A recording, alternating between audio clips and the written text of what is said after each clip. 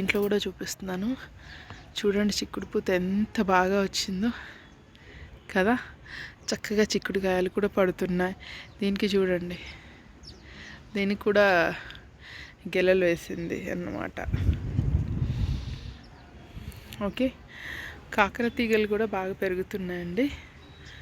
అక్కడ కూడా ఉన్నాయి, 3 చోట్ల ఉన్నాయి. ఇంకా అవి కూడా చూపిస్తాను పదండి.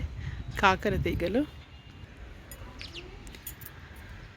చూడండి, ఇక్కడ కనిపిస్తుందో కాకర తీగ. చూడండి, కాయ పిందె కూడా పడింది. ముందు వీడియోలు కూడా చూపించిన అనుకుంటా, ఇది కాదు వేరే దానికి చూపించాను. చూస్తున్నారా, ఇది హెల్తీగా పెరుగుతుంది కదా.